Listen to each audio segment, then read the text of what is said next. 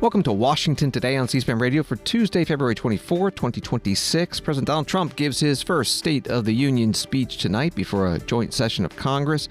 He has said it's going to be a long speech because we have a lot to talk about. Coming up, we'll get a preview from White House Press Secretary Karoline Leavitt, Republican and Democratic congressional leaders, and Virginia Governor Abigail Spanberger, who will be giving the Democratic response. And The Hill's congressional reporter Emily Brooks talks about Democrats who have already said they'll be boycotting tonight's speech. The House today voted down a bill requiring aircraft broadcast locator signals, which supporters say could have prevented last year's deadly midair collision between a commercial plane and a military helicopter near Ronald Reagan Washington National Airport. Opponents have introduced an alternative aviation safety bill they say goes further than the one that failed today. On this fourth anniversary of Russia's invasion of Ukraine, we'll hear from Ukrainian President Volodymyr Zelensky and the Russian and deputy U.S. ambassadors to the United Nations. And Congressman Tony Gonzalez, Republican of Texas, says he is not going to resign after accusations he had an affair with a female staffer who committed suicide last year, and the discovery of text messages that appear to show the congressman pressured her to, quote, send me a sexy pic.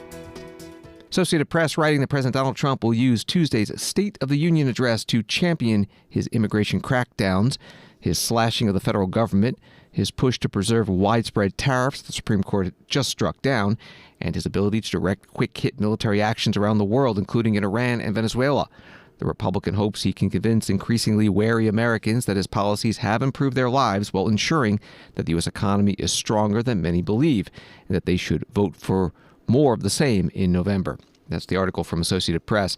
C-SPAN's live coverage of State of the Union night begins at 7 p.m. Eastern with a preview from political reporters.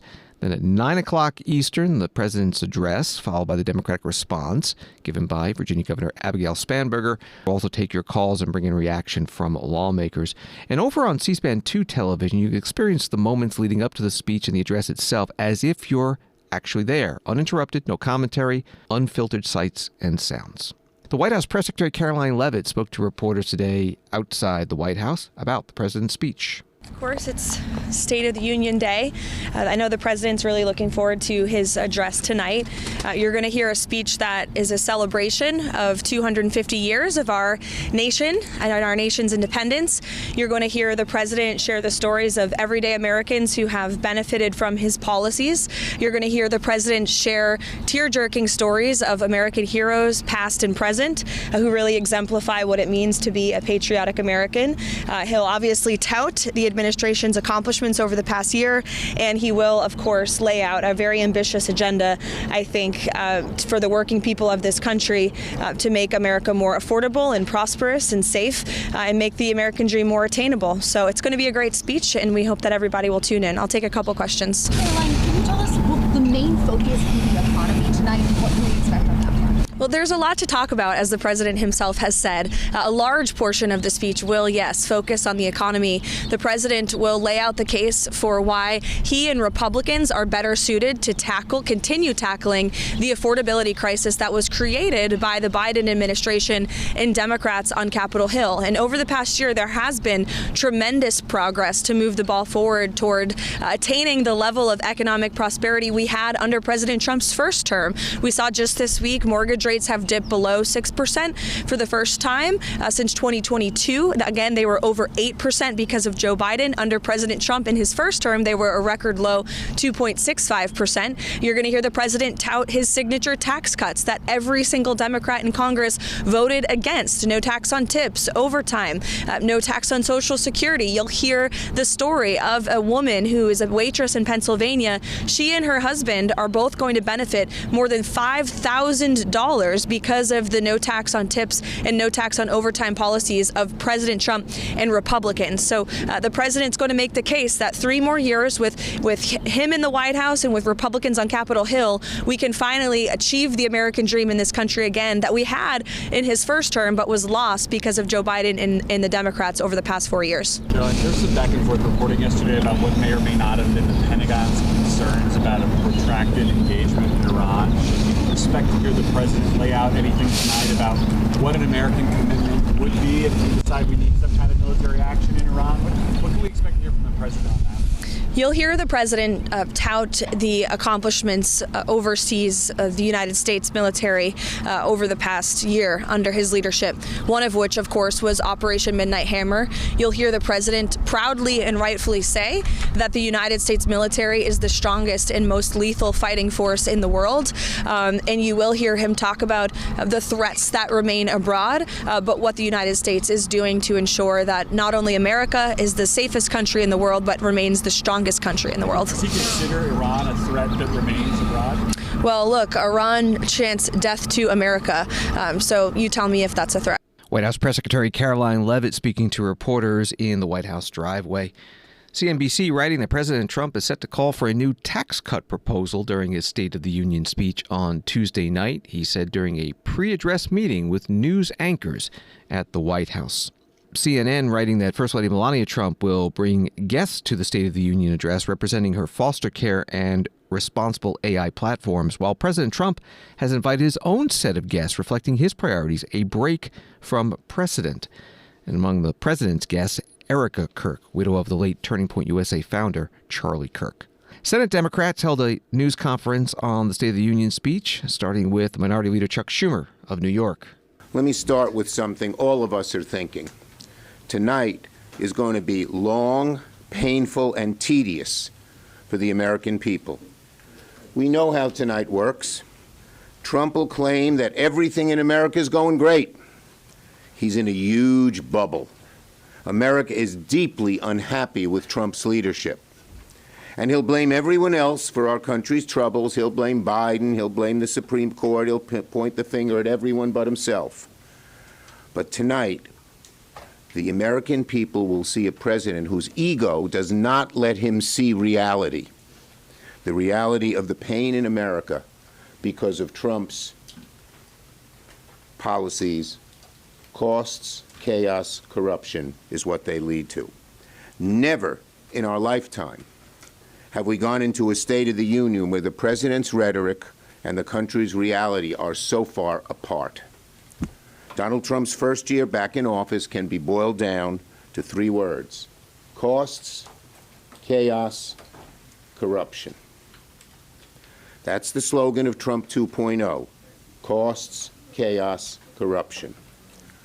That's what his administration brings to the American people. Let's start with costs. Americans, frankly, don't care what Trump has to say at the State of the Union because they're too worried about the state of their wallets. They're worried about the state of their rent, the state of their energy bills, the state of their health care costs. Democrats offer something different, a future with lower costs, and it's why a few weeks ago we rolled out a housing agenda to help people afford a home and rent, why very soon, led by Ben Ray Lujan, it's why in a few weeks, led by Ben Ray Lujan, we're going to talk about food costs, especially the price of beef, and Democrats will release new plans in the weeks and months to come to lower the cost of child care, health care, energy, and so much more. Americans are tired of the chaos. They're tired of masked agents barging into people's homes without warrants. That's not law and order. That's chaos. The American people see it. But sadly, the chaos does not end there. Look at the mess Donald Trump has created with his tariffs. He said, "The hell with you," and doubled down on his tariffs after the Supreme Court struck him down. The hell with the American people and their costs. He had a moment to escape this noose around his neck, the tariffs he proposed, but he doubled down and went right back at him. And finally, we've never had a president as corrupt and as crooked as Trump. While people are paying more for rent and losing insurance, Trump's net worth has soared by at least $1 billion since becoming president. He wants to make himself the richest man in America, and it's with your money, Mr. and Mrs. Taxpayer. That's how he's doing it. We won't get any answers to these things. And one more aspect of corruption.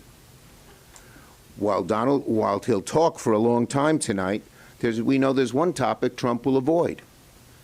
When will he finally release all the Epstein files? Another example of the corruption of this administration.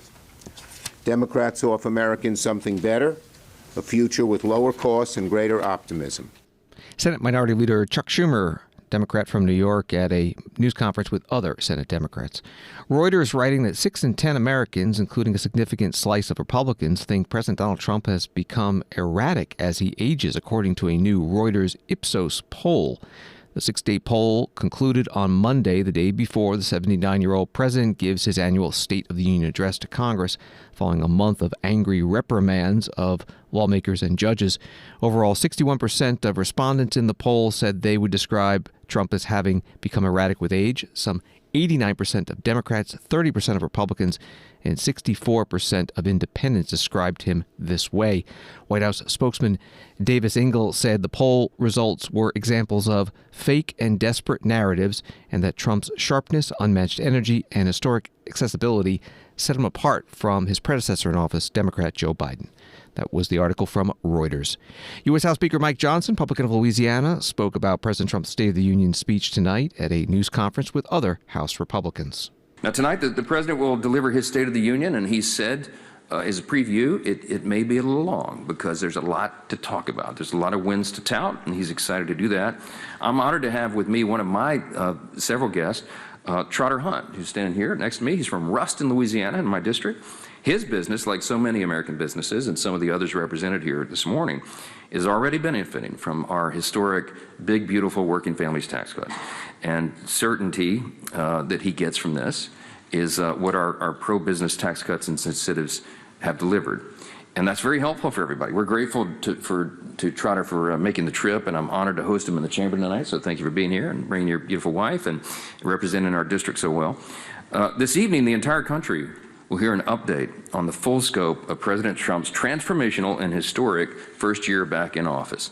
The results speak for themselves. Why does he have so much to talk about? Because inflation's down, wages are up, investment is booming, the GDP is exceeding every expectation. Democrats, meanwhile, are going to host, count them, 5 separate counter events, rallies of some sort, they call them, in lieu of tonight's address. For all of these theatrics, it doesn't matter how many little gatherings they have or where they stand or how high the volume is on the microphones. They have nothing to offer, nothing but their TDS agenda, the Trump derangement syndrome, and it's on full display. All they can say, all they can tell you about is how they oppose President Trump and thwart his agenda and shut down the government and protest everything from the president's joint address to basic immigration enforcement. And they obstruct any meaningful progress for the sake of obstruction. It's the same tired playbook that they've run for a decade now. It's shameful that they would boycott an address. We don't do that. Republicans don't do that. It doesn't matter if there's a president from the opposing party. We don't skip out. Our constituents want and need us to be here. Every member of this House represents over 750,000 people. They're disenfranchised if you're not sitting in the seat to be a part of the role and the responsibility of Congress. I think it's shameful. Republicans have a far simpler and far superior message for Americans watching at home. We're putting more money back in your pockets. We're restoring peace through strength. We're defending our border and deporting criminal illegal aliens. We're standing up for American industry and manufacturing. And we're making American workers, not foreign countries, the clear winners in this American economy. Those are not talking points. That is what we have delivered. It's called Republican results, and we are proud to run on that message in this fateful midterm election year. House Speaker Mike Johnson, Republican of Louisiana, at a news conference today with other House Republicans. Story from Axios. The House Minority Leader, Hakeem Jeffries, Democrat from New York, is making one final push to shut down any flashy displays of protest inside the chamber during President Trump's State of the Union address, sources tell Axios. Frustrations are still lingering among House Democrats over last year's speech, which was repeatedly disrupted by heckling, signs, and walkouts. Even some House progressives who participated in those demonstrations have acknowledged they were not highly effective. Several lawmakers have indicated that they will still want to find a way to register dissent from inside the chamber, but Jeffries has worked to shut down those impulses. At a closed-door caucus meeting held at the Democratic National Committee's headquarters Tuesday afternoon, Jeffries instructed his members to display decorum, according to multiple sources who were present. The comment came after Jeffries did a review of polling numbers, sources said, with the Democratic leader telling his members not to make any unforced errors. Reporting from Axios. Congressman Jeffries spoke to reporters today about tonight's State of the Union address. State of our union under the presidency of Donald Trump is a complete and total disaster. Costs have gone up, job creation has gone down, and ICE is totally out of control. Donald Trump promised that he would lower costs on day one, but under the presidency of Donald Trump and failed Republican policies, costs haven't gone down, costs have gone up. Life has gotten more expensive for the American people.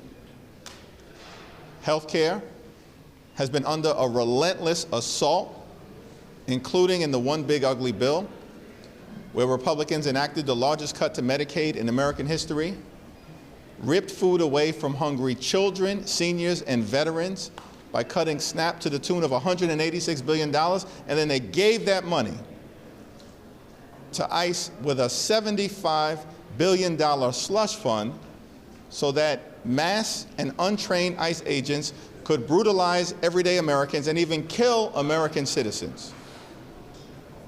The state of our union under Donald Trump's presidency has been a complete and total disaster, and the American people know it. House Minority Leader Hakeem Jeffries, Democrat of New York, talking to reporters in the U.S. Capitol building. Guardian reports that Congressman Jeffries has invited as his guest to tonight's State of the Union speech family members of the late Reverend Jesse Jackson, a bus operator from Brooklyn, and a woman who was, the Guardian article says, groomed and abused by Jeffrey Epstein when she was a teenager. Some House and Senate Democrats say they will boycott the President's State of the Union address tonight and attend alternative events. Congressman Jeffries was asked a question about that. Mr. Leader, Thanks. Is it poor form for members of your conference not to attend the State of the Union? As Speaker Johnson suggested, they'd be turning their back on their constituents. And what would be your message to members of your conference tonight that perhaps are planning some disruptions that we saw during the joint address that the president had earlier? It's our expectation that there will be some members who attend in silent defiance, and there will be other members who will choose not to attend. And it's up to every individual member to make the decision that makes the most sense for their constituents. But Mike Johnson and House Republicans are not in a position to lecture anyone about decorum. Not with this president, who's completely and totally out of control in every way possible, has broken every norm, is corrupting his office, and is running a Trump cartel. And unfortunately, House Republicans have decided that rather than be a separate and co-equal branch of government, they just run around focusing their attention on being a reckless rubber stamp for Donald Trump's extreme agenda. So we definitely aren't going to be lectured by any of our Republican colleagues about anything, anytime, anywhere. Congressman Hakeem Jeffries, Democrat from New York, the minority leader, at a news conference today. C-SPAN spoke with Emily Brooks, congressional reporter for The Hill, about the Democratic House and Senate members who plan to not attend tonight's State of the Union address. All right, let's dive right in. Members have been posting about whether or not they will be attending the State of the Union. How many Democrats do you know are expected to skip or boycott this evening? Well, we don't have an exact count yet, but the number is in the dozens. The House Minority Leader, Hakeem Jeffries, had told his members either attend and sit in silent defiance or boycott and go do something else that's off campus. What he does not want is a repeat of last year when Democrats were holding up signs, being a distraction from President Trump's address, and having a bit of backlash on them. That kind of visible protest during the State of the Union risks looking poorly on Democrats. And so that's why he was telling his members to either attend and sit silently or don't attend and protest. But there are a number of other off-campus events going on that some Democrats are attending. One of them is called a People's State of the Union, and many members are attending that rather than attend the President Trump's address. Emily, you've been on the Hill for some time. You said dozens of members so far are expected to skip. How unique is that for multiple members of the opposition party on either side to just not show up to the State of the Union?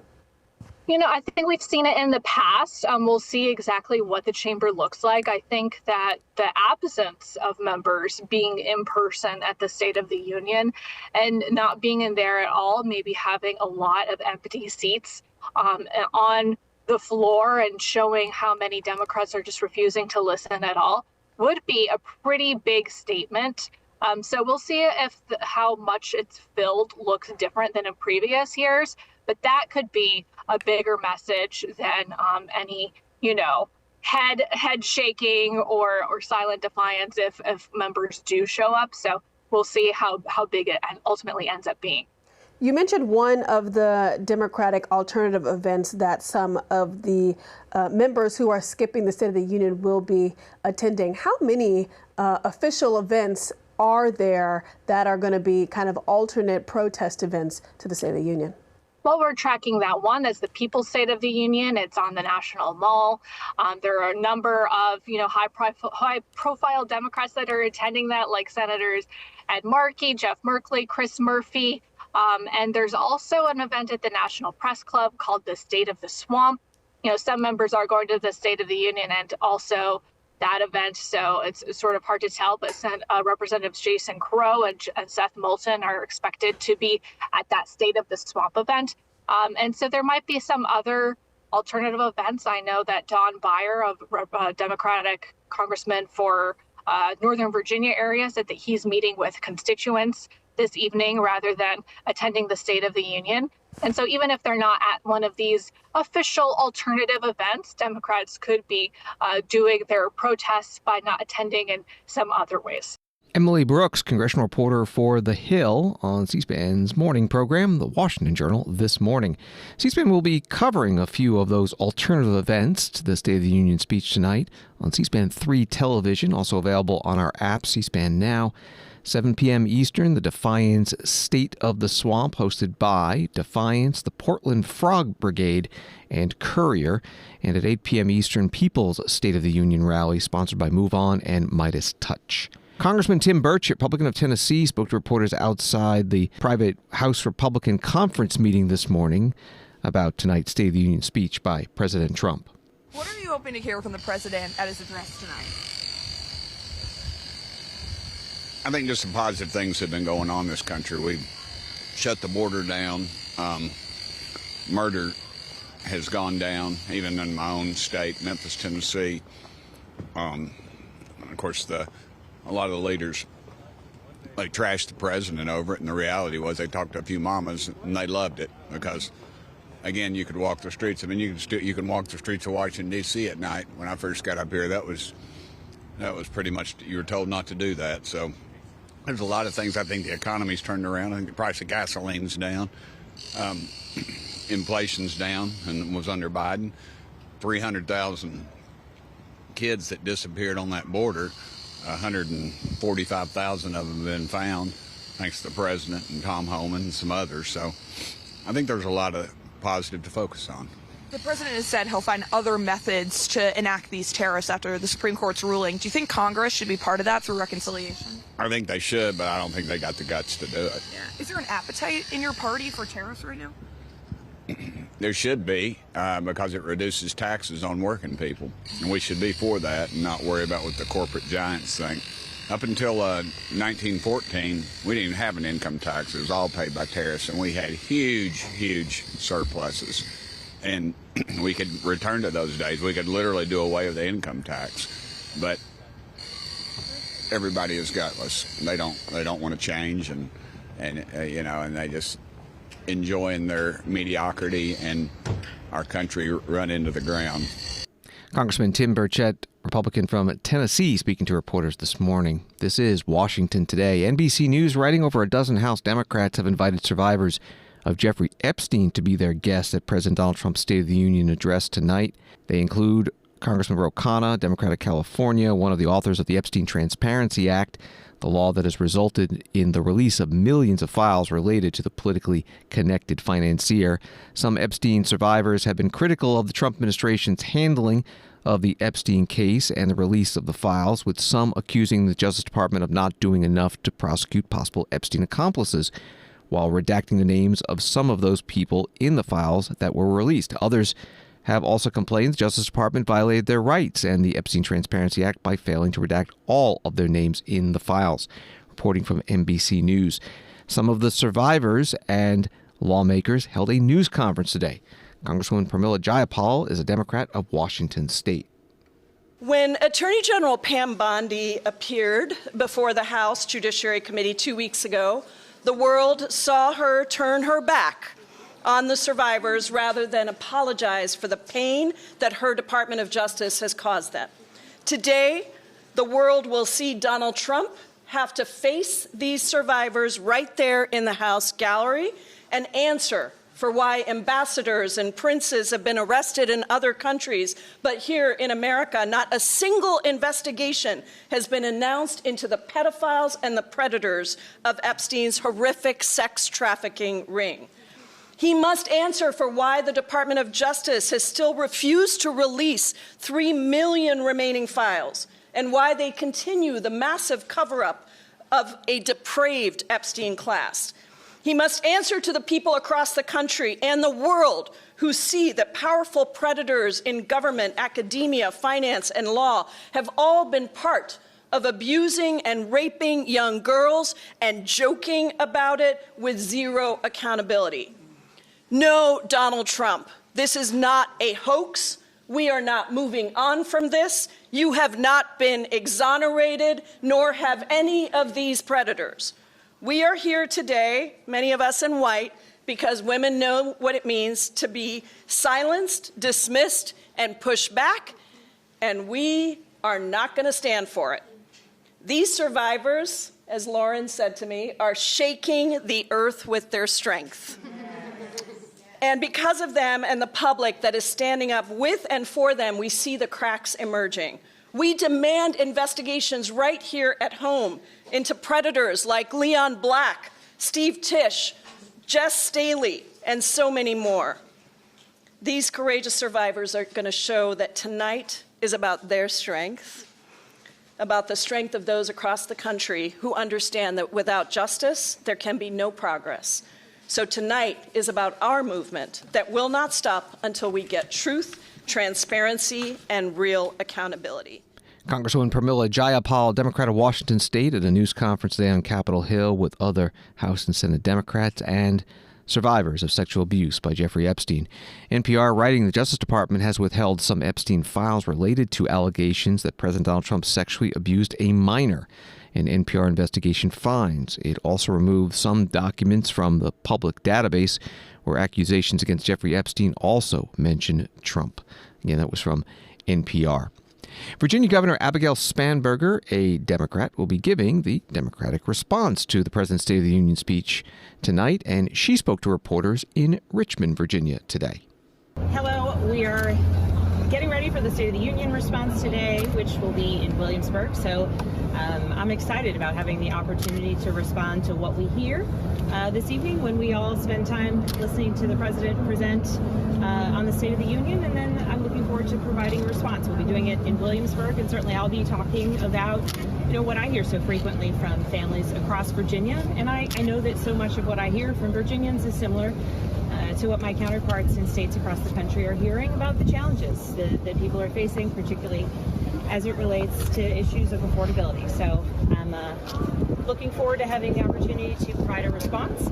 And with that, I'll take your questions. Tyler Yellen spoke to Senator Sturtevant inside. He was concerned that if you took an aggressive approach on what the president says, it could hurt Virginia's relationship with the federal government. Are you concerned about that? Well, I think it's unfortunate that anyone would have a relatively reasonable fear of a punitive president punishing a country, or excuse me, a state or a community because someone called out what might be lies or things they say that are untrue. So, the fact that Senator Sturtevant said that there could be potentially ramifications of me speaking truth about the president's speech, I don't think he's potentially wrong, but I will not be afraid.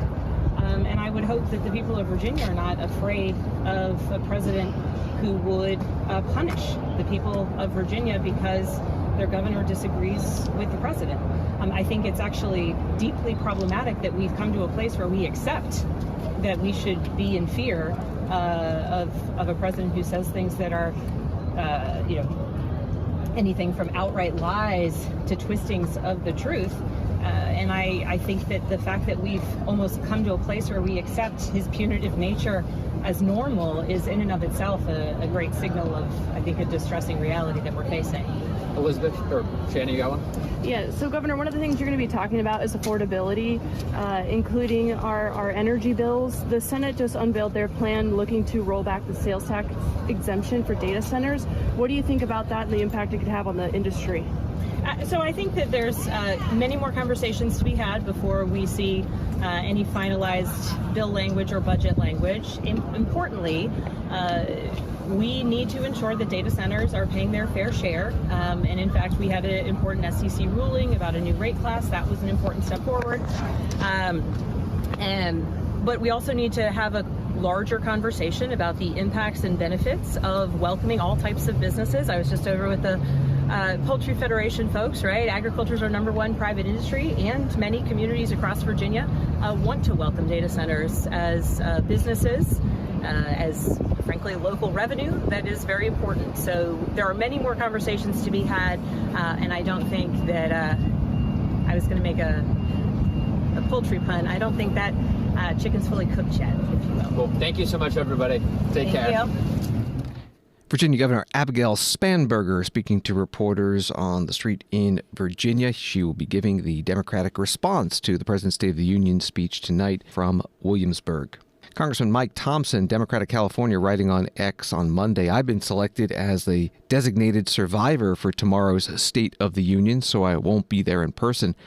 But I'll be watching. Americans deserve accountability for the militarization of ICE, terrorization of our communities, and killing of American citizens." That was the statement from Congressman Mike Thompson. Usually the presidential administration also names a designated survivor, often a cabinet member, who will stay away from the House chamber in case the unthinkable happens.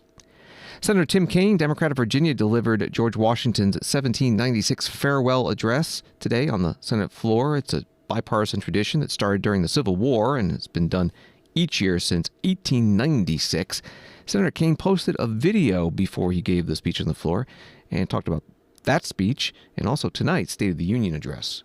Every year, on or around President George Washington's birthday, a senator reads on the floor President Washington's farewell address to the nation delivered at the end of his second term. And it covers a lot of ground as President Washington finished those 8 years and decided not to seek additional terms, which he could have at the time, and instead decided to return to his home in Mount Vernon, Virginia. He offered his thoughts to the nation on the progress of the young nation, the need for citizens to give time for the nation's institutions to mature. But he also offered a number of warnings about regional divisions, partisan factions, warnings about foreign entanglement, warnings about allowing too much power to be vested in the hands of the executive. And more than any of these, the president talked about the need for virtue among the citizenry and virtue among elected officials. It's an honor to be asked to present the Washington farewell address this year. I'll be presenting it on the same day as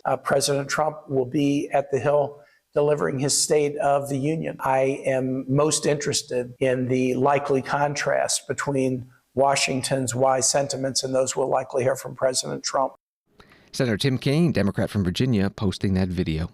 Washington Today continues in a moment. Members of the United States Congress, thank you very much. And to my fellow citizens, America is back.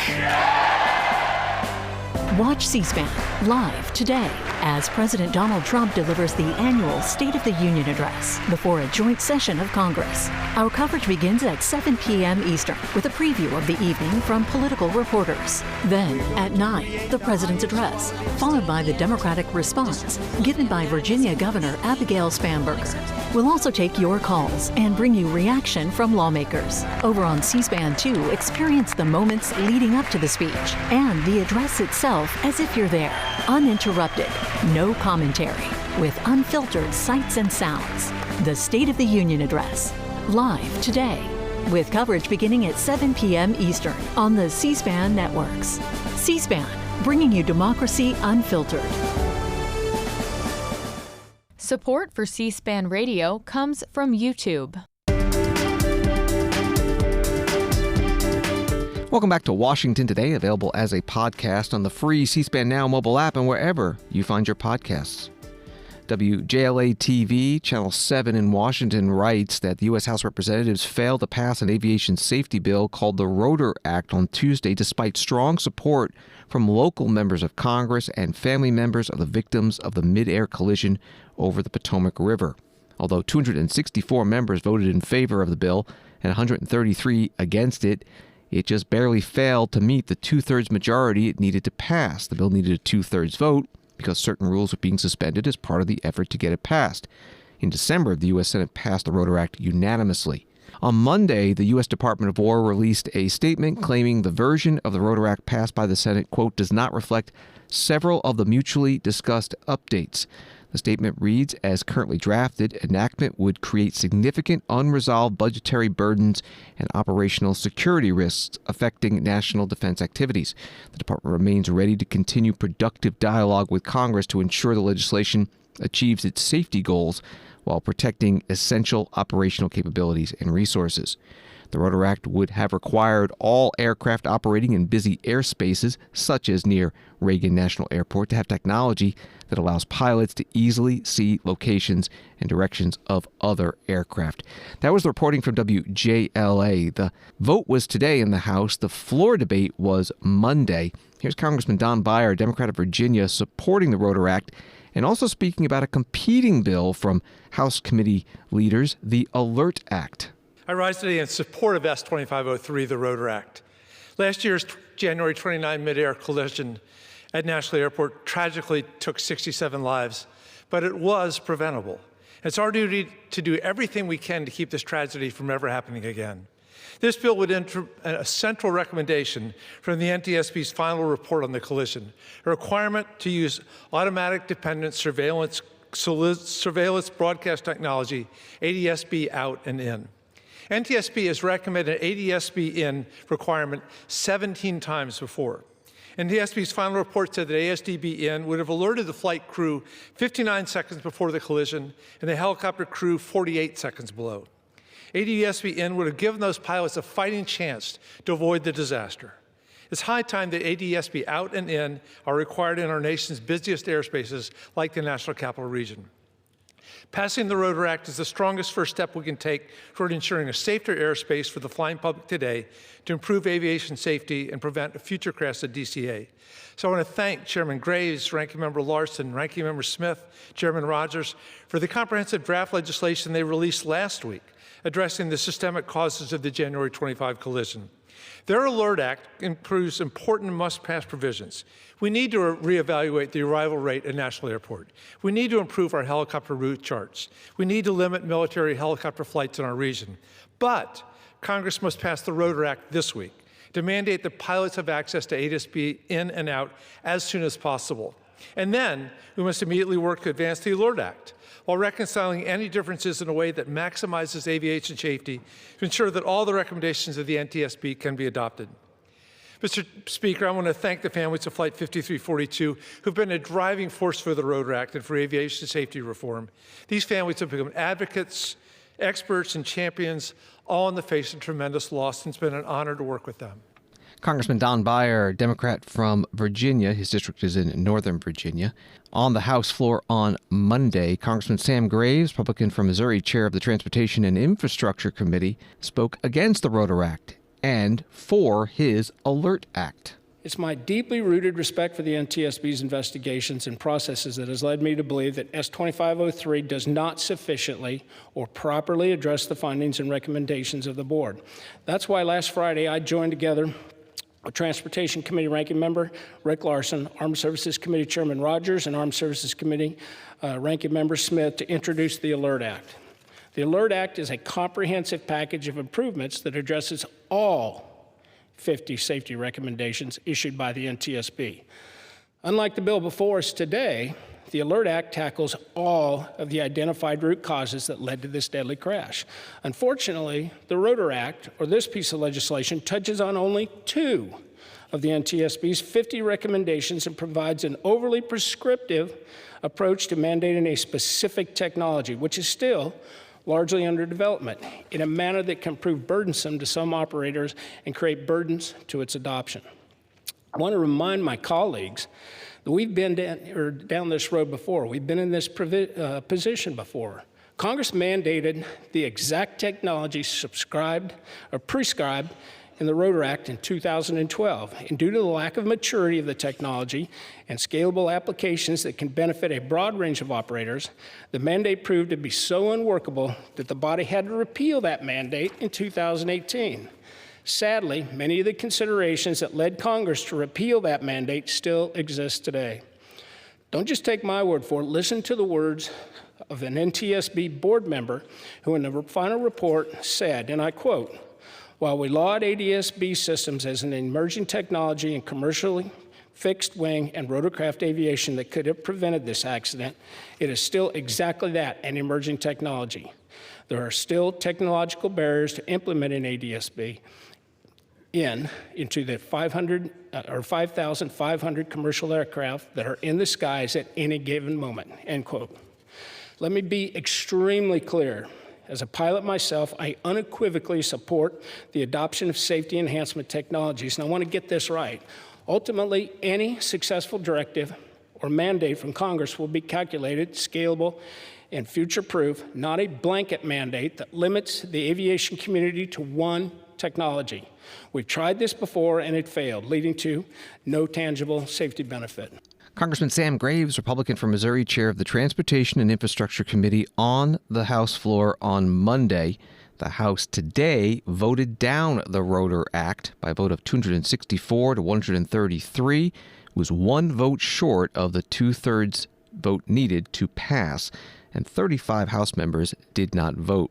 Reuters reporter Dave Shepardson, writing on X, National Transportation Safety Board Chair Jennifer Homendy expressed deep disappointment in the House Rotor vote, telling me it's despicable. She says of failure, what's frustrating to the families is just as frustrating to us is all the people who always reach out at the beginning and say, oh, we'll give you all of our support. You're doing a great job, and turn around and say, screw you. Wall Street today, the Dow up 370, NASDAQ up 236, S&P up 52. This is C-SPAN Radio's Washington Today. Another Reuters story, European leaders vowed on Tuesday not to abandon Ukraine as Russia's invasion entered a fifth year, though divisions among Kyiv's partners overshadowed commemorations of the outbreak of the continent's largest war in decades. Tuesday's anniversary of the start of the conflict, which has killed hundreds of thousands and ravaged swaths of Ukraine, comes a day after Hungary vetoed new EU sanctions against Russia and a 90 billion euro, it's $105 billion, loan critical to Ukraine's survival.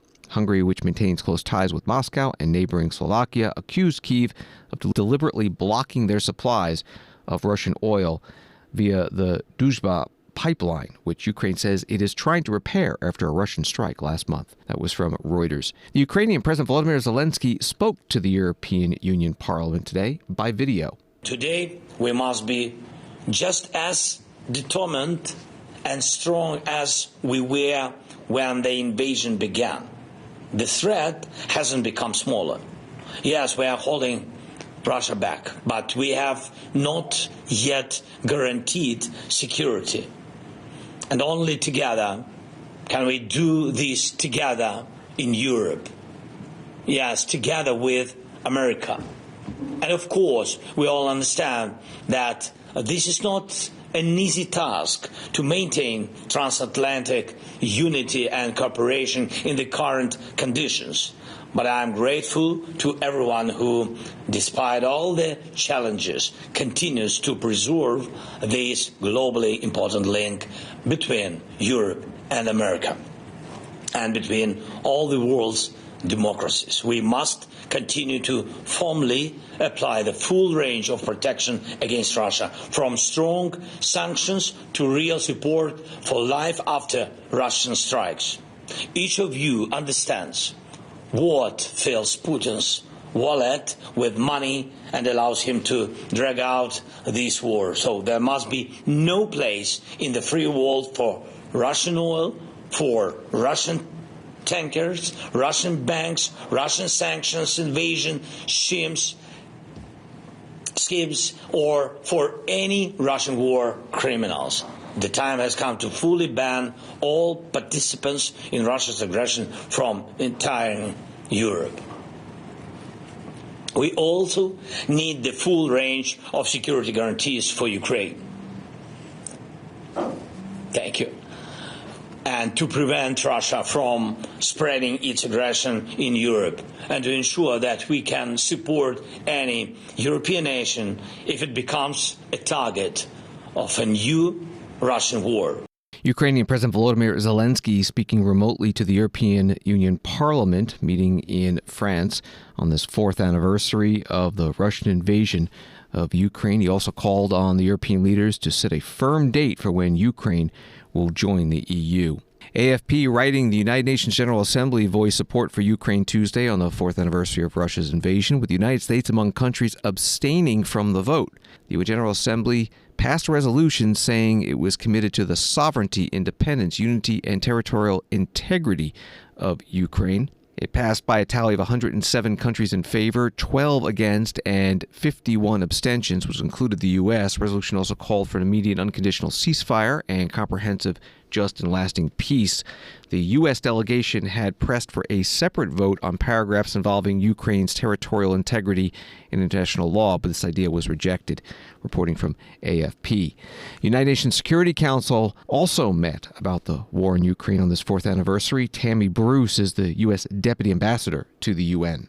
4 long, brutal years have passed since the Russia-Ukraine war escalated to its current horrific scale, resulting in thousands of casualties, men, women, children, soldiers, and civilians.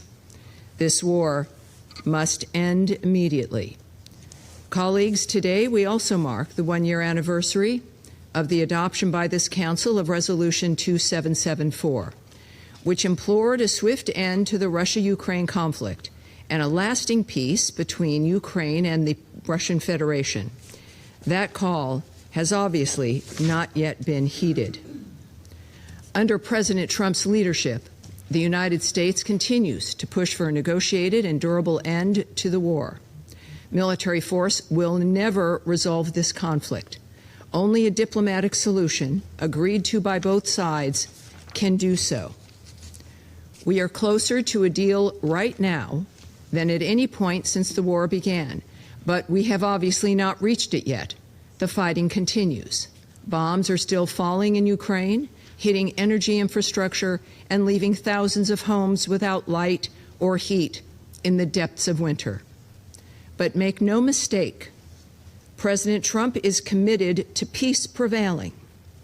His actions, public statements, and global leadership mission makes clear his determination to put an end to the carnage. Under President, one reason why the conflict continues to grind on, in spite of the staggering costs it has already meant for Russia, is the support that Russia continues to receive from third countries.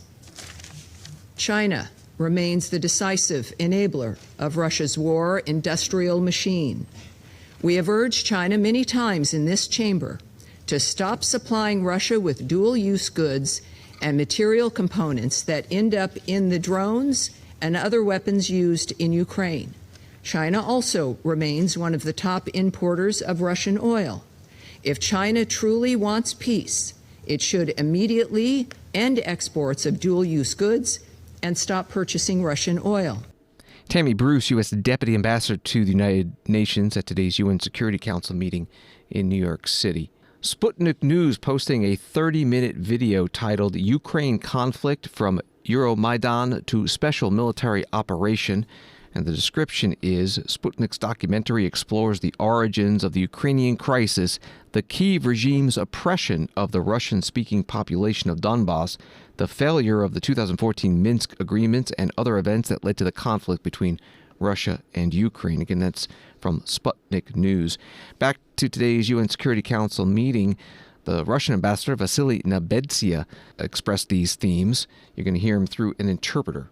For 12 years, we spoke in this chamber about the use of air assets and heavy equipment and arms targeting women, children, the elderly, in peaceful Donbass cities, the burning of people alive in Odessa, the persecution and the murder of dissenters, and the war being waged against the canonical Ukrainian Orthodox Church.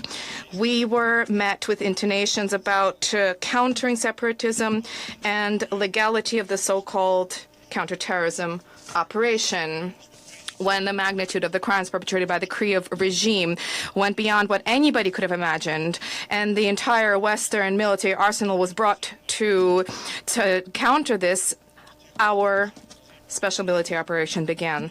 Since then, Western premises placed at their heart these following words: unprovoked Russian aggression against Ukraine. Anybody who tries to speak the truth about the lawlessness being carried out in Donbass and the present-day strikes targeting civilian objects and civilians in Russian cities, the brutal Kursk operations, and moreover to present evidence about the conflict having been unleashed and provoked precisely by NATO, immediately these are being written off as pro-Russian propaganda, and they are being silenced. In Ukraine, such people are being expelled from the country. They are being placed in prisons where they languish, or they're being simply murdered. I turned to Ukrainian colleagues. Who are you looking to deceive? Contrary to the facts, contrary to common sense, for all of these years, you have been casting Zelensky as a hero. You have been highlighting peaceful aspirations, of which he never had any, while at the same time mendaciously accusing the Russian Federation of having no interest in peace and of having a focus on escalation. Any attempts by European leaders to persuade the world about their commitment to achievement of peace in Ukraine collapse when they are faced with the facts. Vasily Nebenzia, the Russian ambassador to the United Nations, through an interpreter at today's UN Security Council meeting in New York City on this 4th anniversary of the start of the war. CBC has an article with a by the numbers on the war. 1.8 million soldiers killed, wounded, or missing on both sides. 15,000 civilian deaths in Ukraine. 19.4%, the percentage of Ukrainian land occupied by Russia. And 2,881, the number of Russian attacks that affected the provision of medical care in Ukraine. You're listening to Washington Today. Associated Press writing that U.S. Congressman Tony Gonzalez of Texas resisted growing calls Tuesday from fellow congressional Republicans to resign over a report of an alleged affair with a former staffer who later died after she set herself on fire. Congressman Thomas Massie of Kentucky joined members of Congress Lauren Boebert of Colorado, Anna Paulina Luna of Florida, and Nancy Mace of South Carolina in demanding that Gonzalez step down immediately. Mace also announced that she has introduced a resolution to force the House Ethics Committee to publicly release its reports and records of allegations of sexual harassment against members of Congress. That was from AP. Congressman Gonzalez spoke with CNN reporter Manu Raju as they walked through the U.S. Capitol building.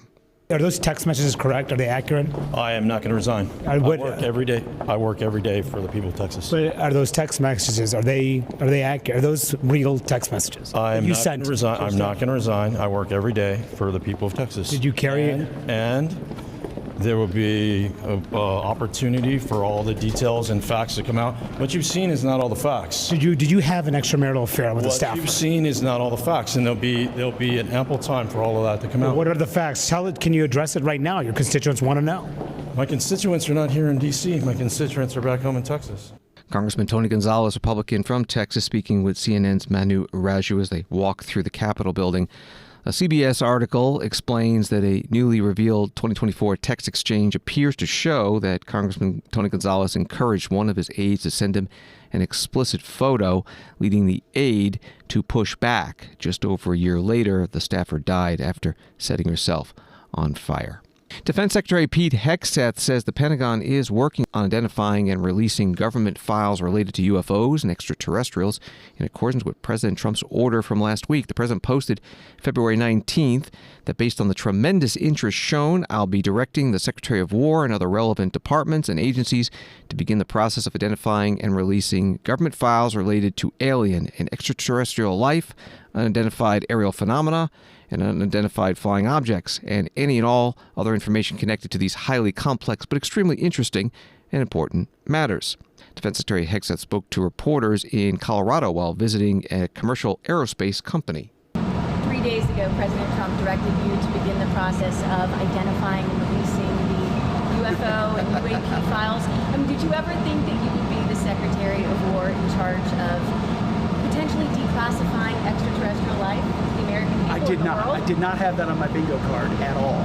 And are you prepared to do that now? Of course. I mean, we've got our people working on it right now. I don't want to oversell how much time it will take, right?